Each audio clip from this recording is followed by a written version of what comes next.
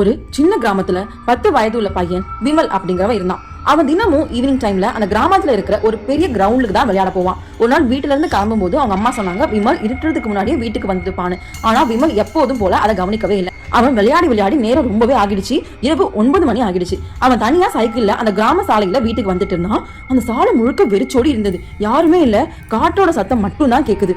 அப்போ திடீர்னு சாலையோரத்துல ஏதோ ஒரு உருவம் தெரியுது. அவன் அருகே போய் பார்த்தான். அது குமாரோடைய மாமா தான். விமல் சற்று நிம்மதியா கேட்டான், மாமா நீங்க இங்க என்ன பண்றீங்கன்னு. குமார் மாமா மெதுவா சொல்றாரு, எனக்கு வீட்டுக்கு போகும் வழி மறந்துடுச்சு அப்படிங்கிறாரு. விமல் சிரிச்சான். மாமா ஜோக் பண்ணாதீங்க, வாங்க நான் சைக்கிள்ல வீட்டுக்கு கூட்டிட்டு போறேன்னு.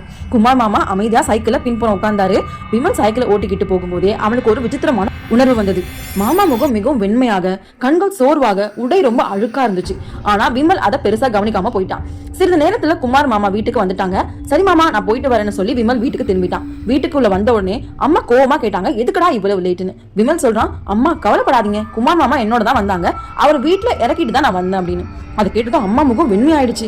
அம்மா நடுங்க கொள்ளு கேக்குறாங்க, விமல் நீ என்ன சொல்ற அப்படின்னு. குமார் மாமா ஒரு வாரத்துக்கு முன்னாடி இறந்து போயிட்டாரே அப்படிங்கிறாங்க. அதை கேட்ட உடனே விமலோட உடம்பு உறைஞ்சே போச்சு. ஏன்னா அவனுக்கு தெளிவா ஞாபகம் இருக்கு அது குமார் மாமா தானே. அதுக்கப்புறம் விமல் இருட்டுறதுக்கு முன்னாடியே வீட்டுக்கு போயிடுவான். இதுவும் விமலோட பேய் கதை. இந்த வீடியோ பிடிச்சிருந்தா மறக்காம லைக் பண்ணி கமெண்ட் பண்ணி ஷேர் பண்ணுங்க. இது போன்ற மேலும் வீடியோக்கள் பார்க்கணும்னா இந்த சேனல் சப்ஸ்கிரைப் பண்ணிக்கோங்க. இந்த வீடியோ பார்த்ததுக்கு நன்றி.